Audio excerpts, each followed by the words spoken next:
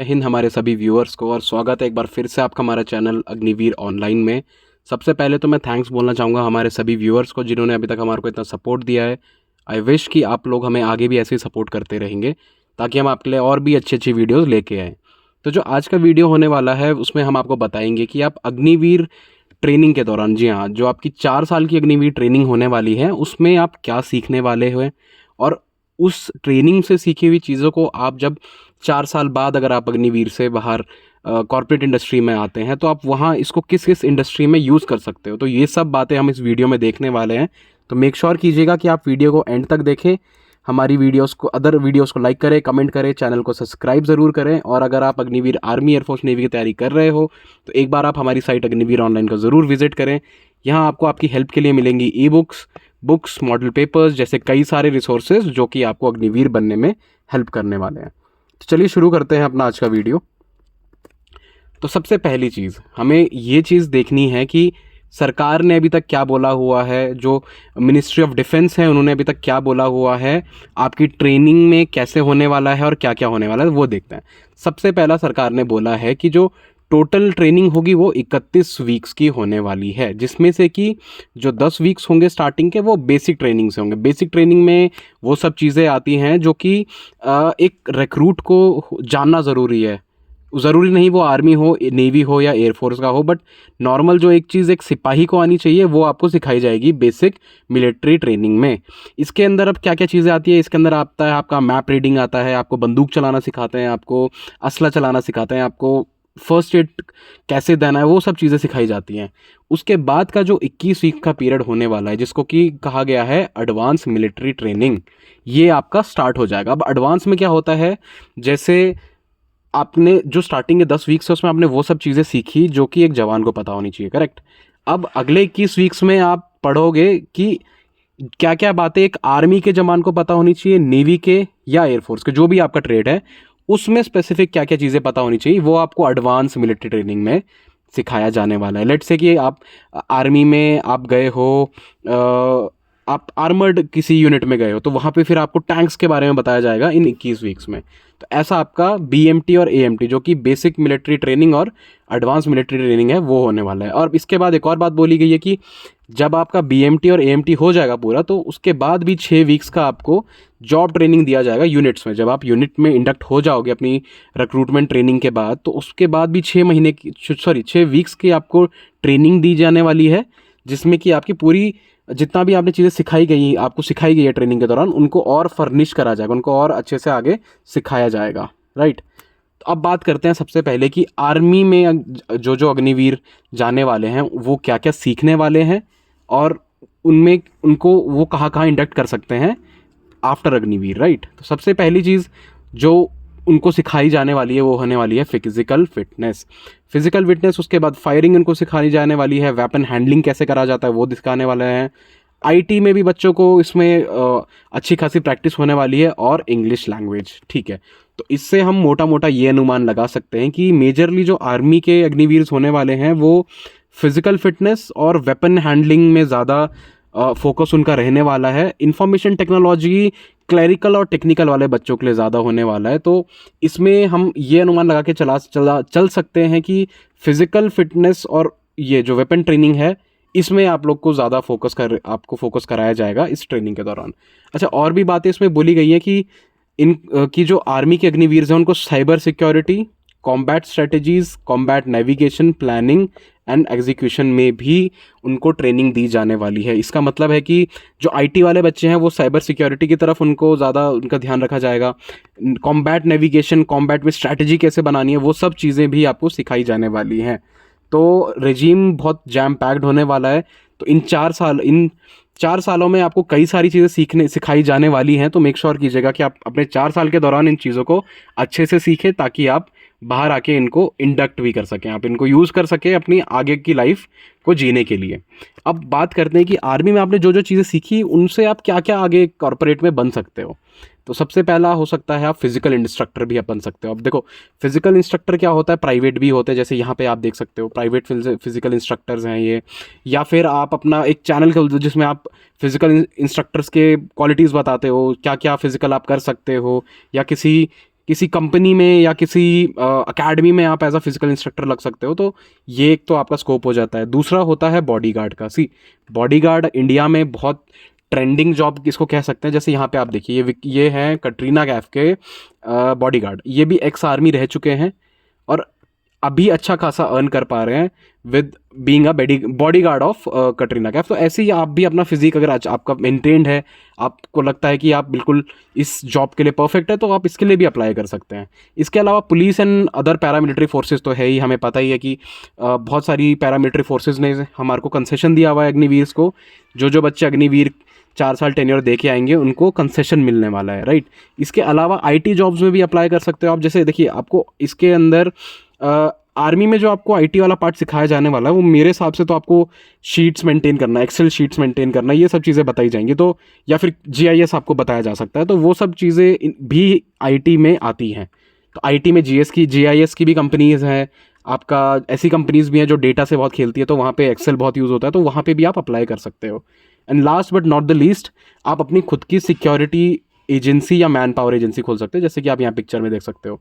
अब देखिए, जो एक रिटायर ही बोल सकते हो उसको, 4 साल बाद अगर आप रिटायर आ गए हैं, तो आपके पास एक लाइसेंस होगा प्रॉपर कि आपने ये इस वेपन का, आपने इतने लोगों को हैंडल करने का आपके पास सर्टिफिकेशन होगा। तो उस चीज़ से आपको इशू नहीं आएगा अपने लिए एक लाइसेंस लेने का, जो कि सिक्योरिटी लाइसेंस होता है। उसके लिए आपका जो अग्निवीर का टेन्योर है वो बहुत हेल्पफुल होने वाला है। तो ये सब फील्ड्स में आप आफ्टर अग्निवीर आर्मी अप्लाई कर सकते हो। अब बात करते हैं एयरफोर्स की।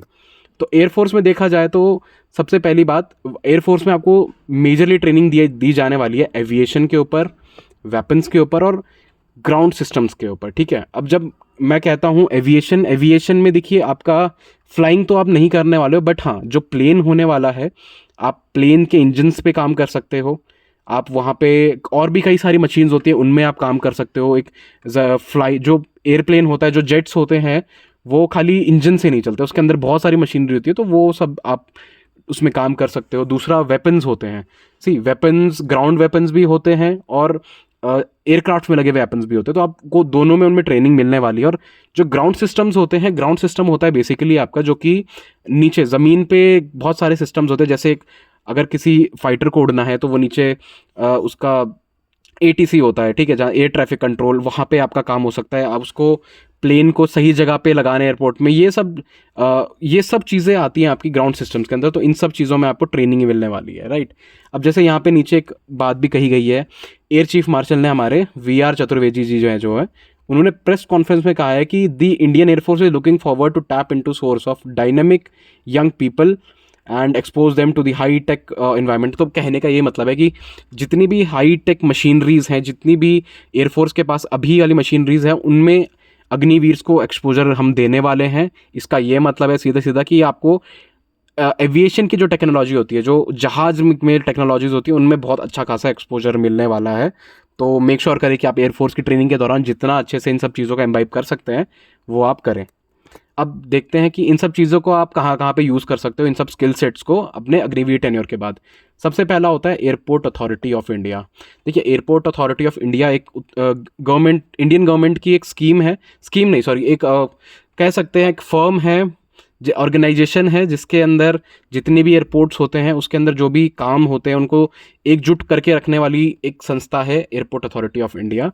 तो यहाँ पे अगर आपने अग्निवीर एयरफोर्स का आपके पास पूरा 4 साल का सर्टिफिकेशन है, तो यहाँ पे आसानी से आपको जॉब मिल सकती है। और बल्कि ये बात नोटिफिकेशन में भी कही गई थी एविएशन मिनिस्टर जो हमारे, उनके द्वारा, कि जितनी भी हमारी ओन कंपनीज़ हैं, जो गवर्नमेंट की कंपनीज़ है, वहाँ पे भी हम आपको कंसेशन देने वाले हैं। तो आप एयरपोर्ट अथॉरिटी में ज़रूर ट्राई करें एक बार।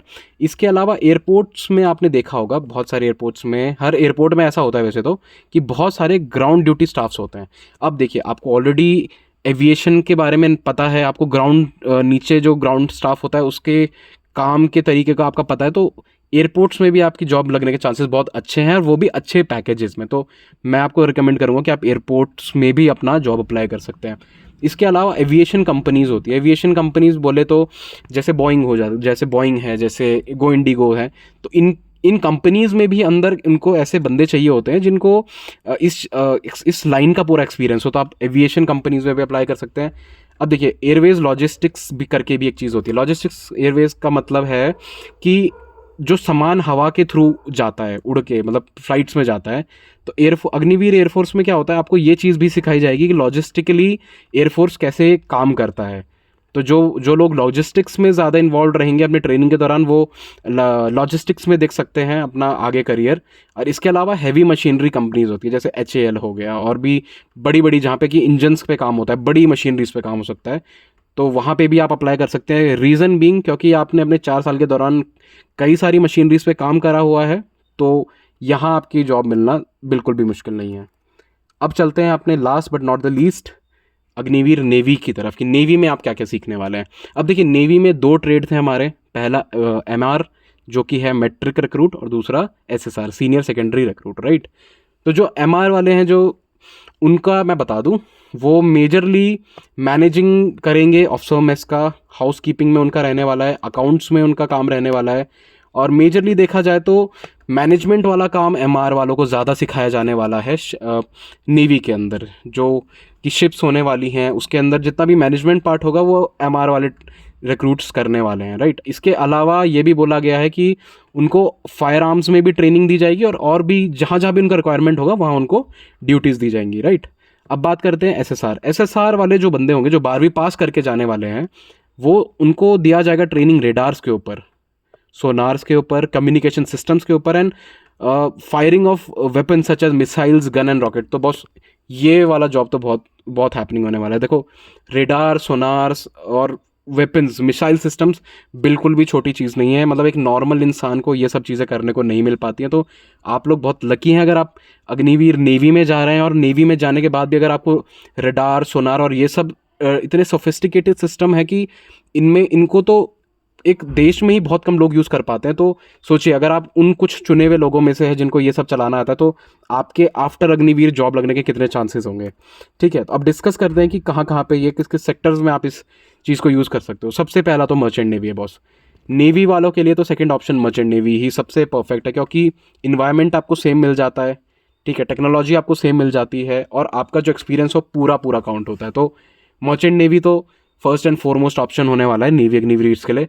सेकंड होता है डॉकयार्ड, जहाँ पे जहाज़ को खड़ा करा जाता है, जैसे आप यहाँ इस पिक्चर में देख सकते हैं। तो जहाँ पे जहाज़ को खड़ा करा जाता है वहाँ पे भी जहाज़ की मरम्मत होती है। कई सारी ऐसी उसमें फिटिंग्स होती हैं, चेंजमेंट्स होते हैं, जो कि प्रोफेशनल लोग ही कर सकते हैं, जिनको पहले एक्सपीरियंस होता है। तो डॉकयार्ड्स एक बहुत अच्छा एग्जाम्पल हो सकता है जहाँ आप अपना आगे करियर ऑप्शन देख सकते हैं। इसके अलावा क्रूज शिप्स होती है। देखो क्रूज शिप्स है तो वो भी एक जहाज़ ही, राइट। तो क्रूज शिप्स में भी आप देख सकते हैं, ये MR रिक्रूट्स के लिए ज़्यादा बेटर है, क्योंकि इसमें अगर आप as a manager, as a management manager देख रहे हो अपने आप के फ्यूचर में, तो वो भी आप यहाँ पे अप्लाई कर सकते हो। और अब देखा जाए DRDO में भी देखियो, जितने भी एक्सपीरियंस लोग आएंगे, DRDO में क्या होता है, DRDO में इक्विपमेंट्स ही तो बनते हैं। तो जिन जिन इक्विपमेंट्स को आप जानते हो, जिन जिन में आपने काम करा है, तो ऑब्वियसली बात है ऐसे लोग DRDO रखेगा ना जिनको उसका एक्सपीरियंस है, उस टूल का एक्सपीरियंस है, भले ही मान ले रेडार का एक्सपीरियंस है उनको, या कम्युनिकेशन सिस्टम का एक्सपीरियंस है, तो ऐसे लोगों को रखता है DRDO। तो इसमें भी आप देख सकते हैं। और last but not the least, heavy machinery companies, जैसे मैंने बताया था कि शिप में भी बहुत बड़ी बड़ी मशीनरीज होती है, उसमें अगर आपने काम करा है तो जो कंपनीज उनको बनाती है आप उसमें भी अप्लाई करो। तो ऐसे करके आप अपना आगे फ्यूचर प्लान आउट कर सकते हो। तो आशा करता हूँ आपको हमारा आज का वीडियो अच्छा लगा होगा। अच्छा लगा हो तो हमारा फेसबुक और इंस्टाग्राम हैंडल है, इसको आप ज़रूर फॉलो करें। हमारी वेबसाइट भी है agniveeronline.com, वहाँ आपकी हेल्प के लिए, जैसे मैंने स्टार्टिंग में बताया, कि बहुत सारे रिसोर्सेज हैं। तो मेक श्योर करें कि आप साइट पे ज़रूर जाएं। जय हिंद।